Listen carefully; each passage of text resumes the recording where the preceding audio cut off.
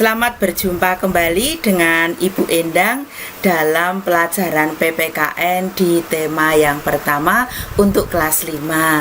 Semoga anak-anak di rumah walaupun dalam pembelajaran jarak jauh dalam keadaan sehat, senang, dan juga semangat.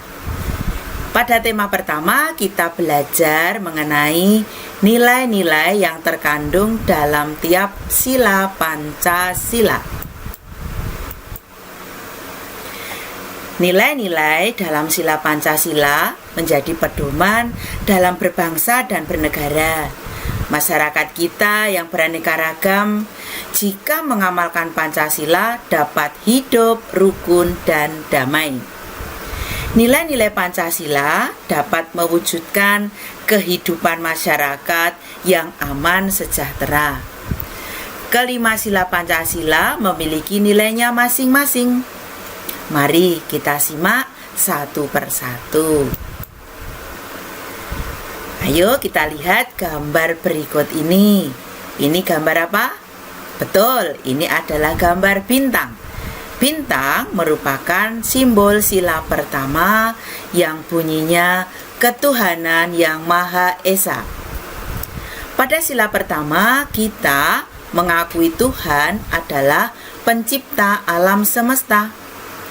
Kita pun juga harus saling menghormati antar umat beragama di Indonesia, karena di Indonesia terdiri dari berbagai penganut agama. Sila pertama memiliki nilai bahwa masyarakat Indonesia adalah satu kesatuan walaupun berbeda-beda agama. Nah, ini sila kedua. Simbolnya adalah rantai emas. Bunyinya kemanusiaan yang adil dan beradab. Pada sila kedua Pancasila kita mengakui adanya persamaan antara sesama manusia, sehingga setiap warga negara memiliki hak dan kewajiban yang sama. Contoh bentuk pengamalan nilai-nilai sila kedua. Pertama, sikap tenggang rasa. Yang kedua, saling mencintai sesama manusia. 3, melakukan kegiatan sosial. Wah, ini yang ketiga. Coba kita amati bersama. Gambar apa ini? Betul sekali, gambar pohon beringin. Pada sila ketiga bunyinya Persatuan Indonesia. Perwujudan dari nilai sila ketiga Pancasila antara lain rasa cinta terhadap tanah air, rela berkorban, dan juga menjaga persatuan dan kesatuan.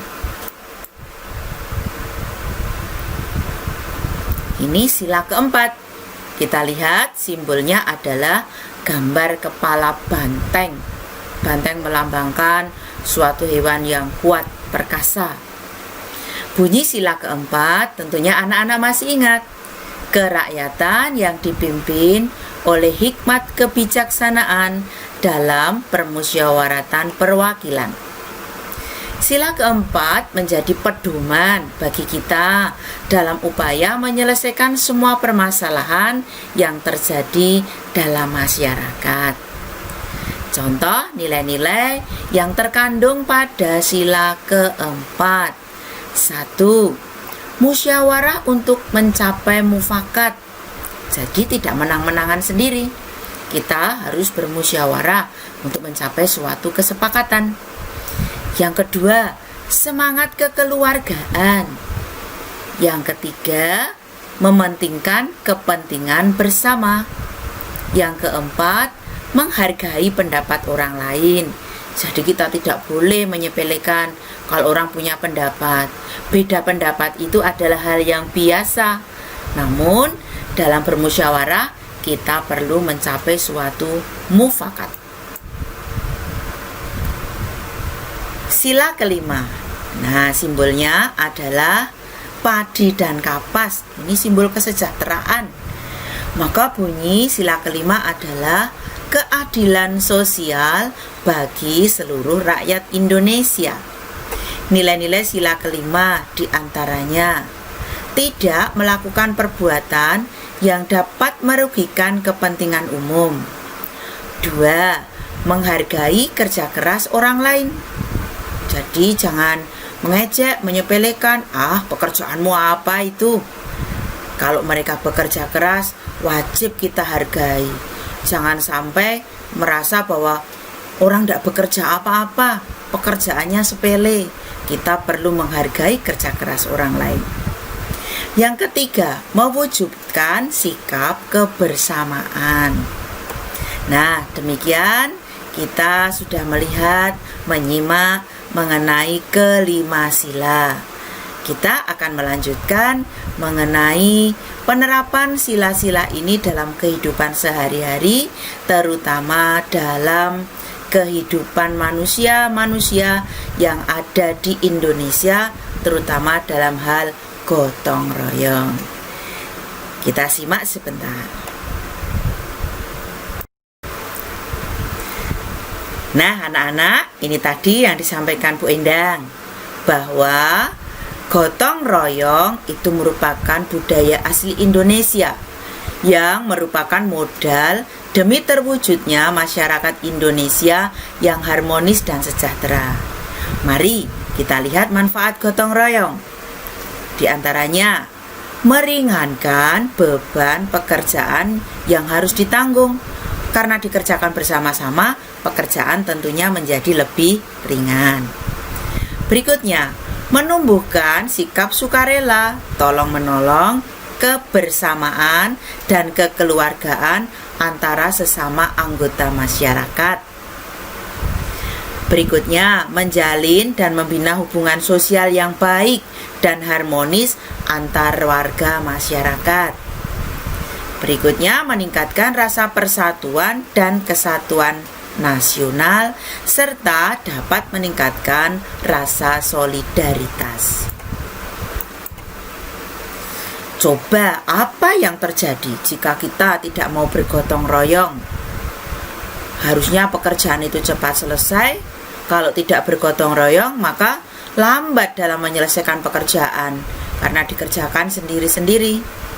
Karena sendiri-sendiri, maka menjadi kurang rasa persaudaraannya, tidak saling menyapa, tidak saling peduli. Itu akibat dari tidak gotong royong. Juga menjadi berkurangnya interaksi dengan orang lain di sekitar kita, atau istilah kerennya menjadi orang egois. Pekerjaanku, pekerjaanmu adalah pekerjaanmu. Nah, kalau seperti itu masyarakatnya menjadi tidak bersatu dan harmonis. Ayo sekarang kita lihat apa saja sih contoh kegiatan gotong royong dalam kehidupan sehari-hari. Contoh di dalam kelas, piket membersihkan lingkungan kelas.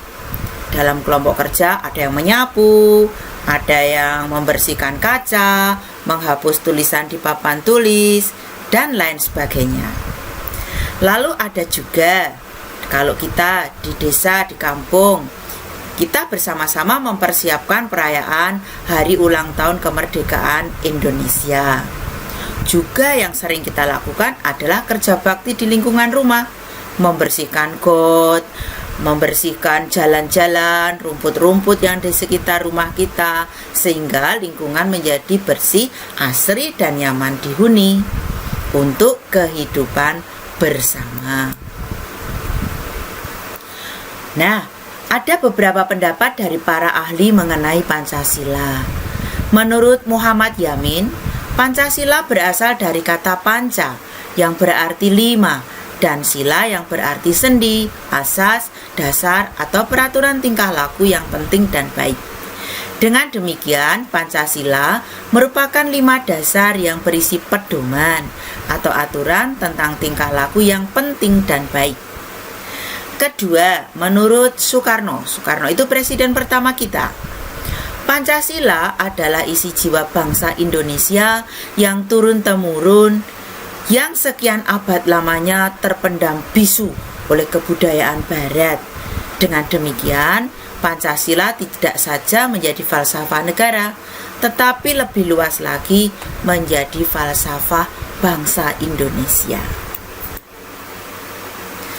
Pada pembukaan Undang-Undang Dasar 1945, khususnya alinea 4, dikatakan bahwa nilai adalah sesuatu yang berharga, bermutu, menunjukkan kualitas dan berguna bagi manusia.